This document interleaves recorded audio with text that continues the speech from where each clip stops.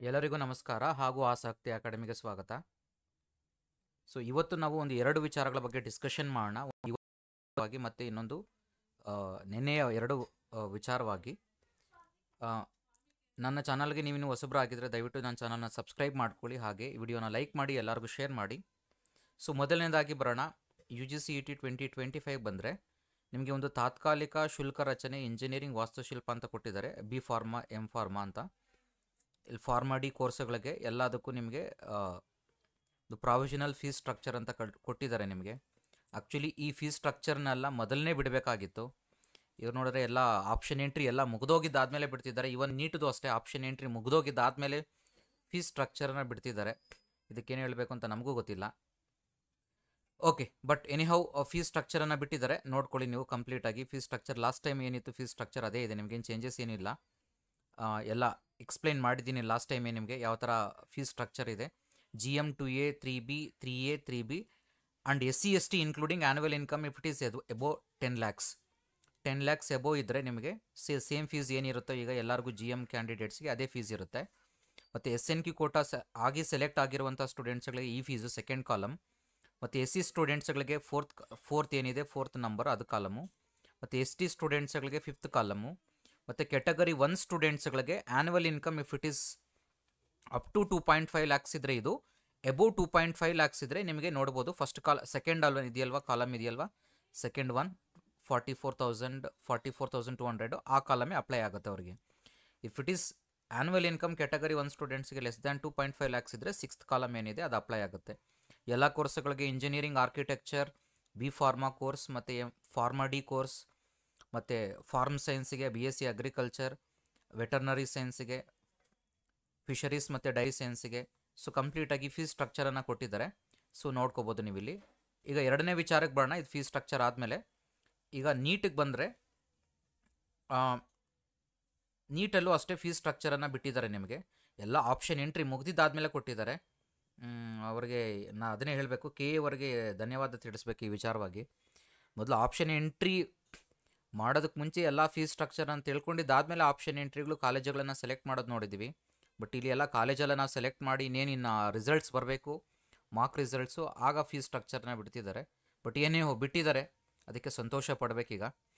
Okay, dental ಮತ್ತು ಮೆಡಿಕಲ್ಗೆ fees ಸ್ಟ್ರಕ್ಚರನ್ನು ಬಿಟ್ಟಿದ್ದಾರೆ. ನೋಡ್ಕೊಳ್ಳಿ, ಎಲ್ಲ ಕಾಲೇಜ್ ವೈಸು ನಿಮಗೆ ಫೀಸ್ ಸ್ಟ್ರಕ್ಚರ್ ಬಿಟ್ಟಿದ್ದಾರೆ. ನೋಡ್ಬೋದು ಇಲ್ಲಿ ಡೆಂಟಲ್ ಕಾಲೇಜಸ್ಸಿಗೆ ಗೌರ್ಮೆಂಟ್ ಫೀಸ್ ಎಷ್ಟಿರುತ್ತೆ ಮತ್ತು ಪ್ರೈವೇಟ್ ಫೀಸ್ ಎಷ್ಟಿರುತ್ತೆ ಅಂತ, ಮತ್ತು NRI ಅದರ್ ಫೀಸ್ ಎಷ್ಟಿರುತ್ತೆ ಅಂತ ಕಂಪ್ಲೀಟಾಗಿ ಚೆಕ್ ಮಾಡ್ಕೊಳ್ಳಿ.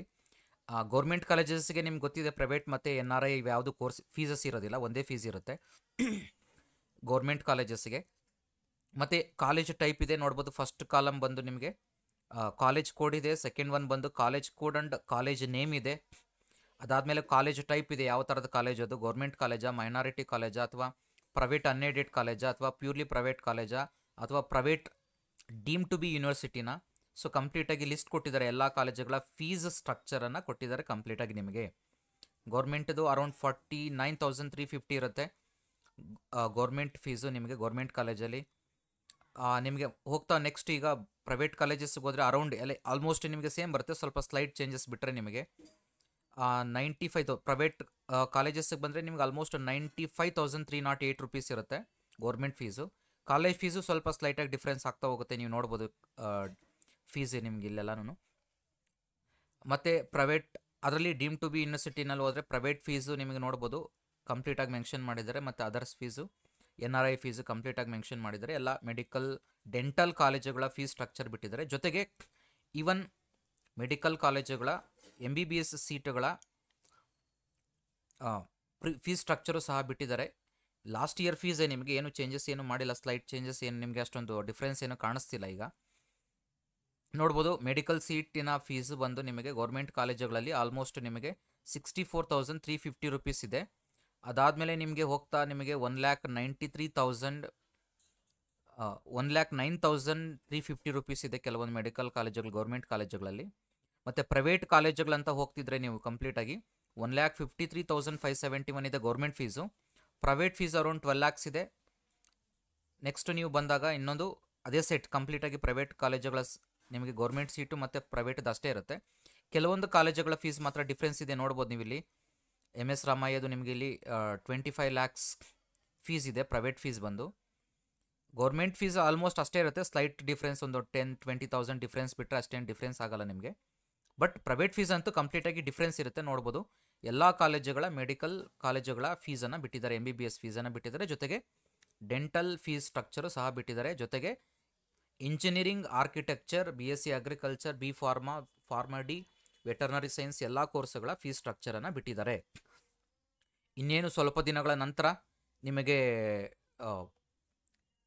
ಫಸ್ಟು ರೌಂಡ್ ಆಪ್ಷನ್ ಎಂಟ್ರಿಯನ್ನು ಮಾಡ್ಕೊಳ್ಳೋದಕ್ಕೆ ಮಾಕ್ ರಿಸಲ್ಟ್ಸನ್ನು ಬಿಡ್ತಾರೆ ನಿಮಗೆ.